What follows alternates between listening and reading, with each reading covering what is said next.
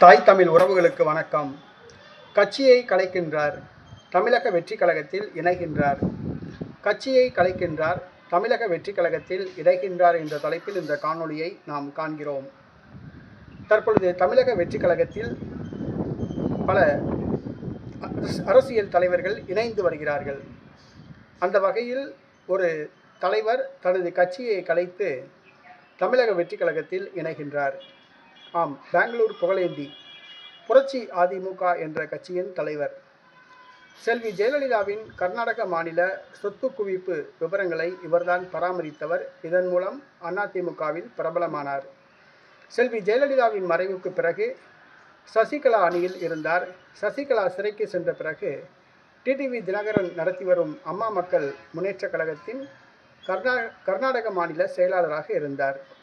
பின்பு ஓபிஎஸ் அணியில் இணைந்தார். ஓபிஎஸ் திமுகவில் இணைந்ததால் இவர் ஓபிஎஸ்ஐ விமர்சித்தார். புரட்சி அதிமுக என்ற ஒரு கட்சியை ஆரம்பித்து திமுகவுக்கு ஆதரவு கொடுத்தார். இவர் ஓபிஎஸ்ஐ விமர்சித்தது சமூக வலைதளங்களில் விவாதிக்கப்பட்டது.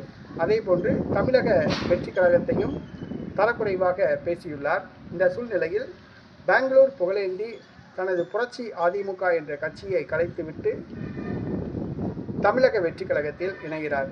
அந்த கட்சிக்கென்று ஒரு தொண்டர்கள் கூட கிடையாது என்பது குறிப்பிடத்தக்கது.